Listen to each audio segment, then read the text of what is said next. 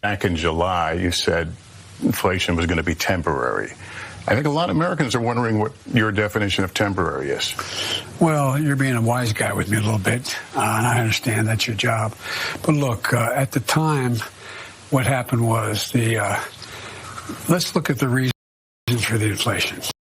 And the reason for the inflation is the supply chains were cut off, meaning that the products, for example, automobiles, the lack of computer chips to be able to build those automobiles so they could function, they need those computer chips. They were not available. So what happens? With the number of cars were reduced, the new cars reduced, it made up at one point 1/3 the cost of inflation because the price of automobiles were up. You're being a bit of a smart wise guy there with me asking those kind of questions. Oh, I'm sorry, Mr. Alleged President. A journalist asked you a serious question about the economy, and you think he's being a Weisenheimer? Here now to discuss these disastrous policies and what actually needs to be done to help kickstart our economy, Florida Congressman Matt Gaetz. Welcome back, Matt. How about it? Lester actually does his job and asks a question to a sitting president about our flailing economy as millions of American families are struggling, except many living in your great state because DeSantis knows what he's doing. And the president has the audacity to snap back that you're being a smart aleck because you're asking a tough question? Well, these are obviously defense mechanisms for a president in decline, and I don't want ours to be a nation in decline, joining him in that. It's hard at times watching these not to pity Joe Biden a little bit, that he doesn't seem to be quite up for the moment, able to marshal the type of optimism and productivity and energy that we saw as the hallmarks of the Trump economy. It's why in a recent CNN poll, nearly 6 in 10 Americans disapprove of the job Joe Biden is doing as president. And when you get into those who are disapproving, more than half say it's not any one issue, it's a whole series of failures. And I know reset is a word that they use a lot in the Biden White House. You wonder how many resets the Biden regime is going to get. They needed a reset after Afghanistan on foreign policy.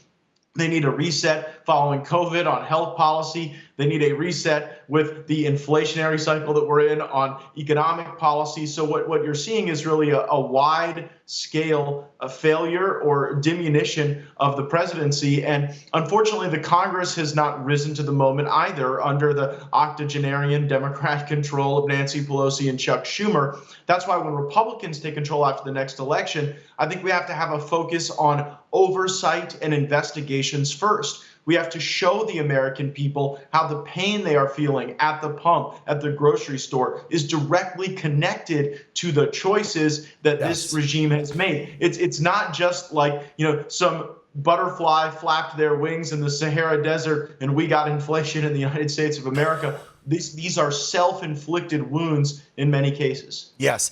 And Matt, thank you so much for bringing that up. Can you please ensure, because this is what I hear time and time again from our viewers of this network, who I firmly believe are patriotic, conservative, faith-based, freedom, liberty-loving Americans who at times could care less what party they're affiliated with. They want people in there like you and others who are fighting for them. They could care if you have an R in front of your name or not. They're more independent thinkers. I think you'd agree with me. And they want to hear the solutions. They want to hear when Republicans get back in charge in November, we're going to fix everything.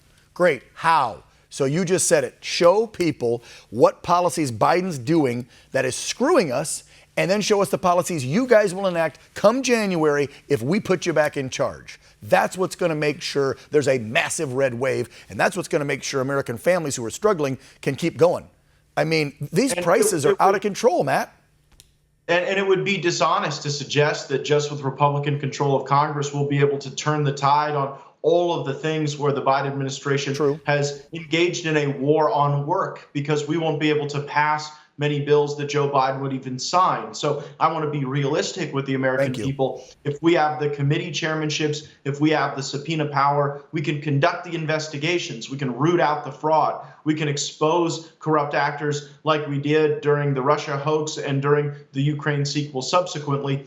But when we have unified control of the government, I think it's about how we see America. It's in the title of the program that I'm on right now. Is real America this version of our country that is at bended knee, that is apologetic, that fears that we're so intractably racist that we all have to cancel each other? Or do we have a vision of America where winning is our ambition again, where we get our most talented people together and we go beat China, where we turn our universities into centers of learning and innovation, not division and this type of like cultural sense of grievance? And I think that that's really what takes a unified control of the government to get the policies in place that support our military, not demonize our military, support our families, not make things harder on families. And when we do that, I do think we can turn this thing around. I'm not so pessimistic that Joe Biden has forever ruined us, but we're going to have to get tougher, stronger. We're going to have to use internal enforcement of our immigration laws. It won't be enough just to say, build the wall or finish the wall. We're going to have to deport people who aren't in our country legally. And if we do all those things, we'll be right back on track. See, thank you for keeping it real and being realistic,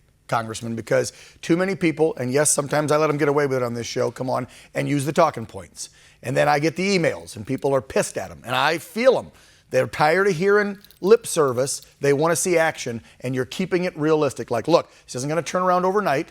Just getting the House and the Senate back come November may not turn everything your way. Don't forget, if you live in a liberal state and you got a governor who's a tyrant, the federal government can only do so much. So you got to have those expectations, folks, and you got to realize it's going to take back, or rather, it's going to take us taking back all three. We need the House, the Senate, and the White House. And of course, that then is 2 years down the road after this midterm come this year. So this is going to be a process. It's going to take a while. Final one to you, Matt, nothing to do with the economy. This one just about what I'm hearing, and I wanted to get your take on what you're hearing in D.C. So we know a chief economist just resigned from the White House. We know that another speechwriter of Harris's just resigned.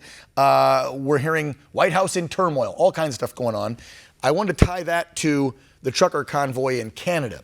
We're hearing rumors that it's already going to begin down here in the States, and the White House is freaking out that we could have a massive convoy of tractors and cowboys and big rigs in D.C. What are you hearing? Because we know the White House is a mess behind the scenes. Yeah, there's a lot of competition within the White House. And when things aren't going well, when 60% of the country thinks that you're wrong about everything, there's a lot of finger pointing, there's a lot of blame, and it can actually lead to a real tailspin just in terms of organizational management. We see the vice president and her team are not happy with the roles they've been given. And also you've got folks in the chief of staff's office and in his circle who I think are disappointed in the vice president's performance on a number of matters. So you see a lot of that. As to the convoys, we want people to be peaceful, patriotic, but we also are a nation. We live in a nation where you have to have the consent of the governed. And I think we're really bumping up against that. I think more and more people feel like their government isn't there to serve them and represent them as much as to control them and to dictate their behavior. And there comes a point where people have had enough, and that can erupt into protest, and that can certainly involve some of these inspiring scenes like we've seen. I mean, isn't it more and more like every American feels like they are a long-haul trucker, that we're kind of on this long journey, oftentimes alone and sheltered and locked down, and there's a desire, I think, to be a bit more American again in our thinking and in our behavior. Yeah, I mean, did you ever think we would see Canadians rising up like they are? As much as Americans pump their chest and act like we're the big tough ones, then you look up north and you see what the Canucks are doing. In winter. Yeah, it's freezing up there, and they're stealing their gas. They can't even stay warm. And are they going home? Hell no. They're sending a message to Trudeau, and if Biden doesn't watch himself, and these governors that are still keeping the lockdown stuff, Newsom, guess what? You're going to have truckers and farmers and everything else show up on your doorstep. And I hope, by golly, they do. Congressman Matt Gaetz, best to you. Have a good weekend, brother. Take care. Have a good weekend, Dan. Yep.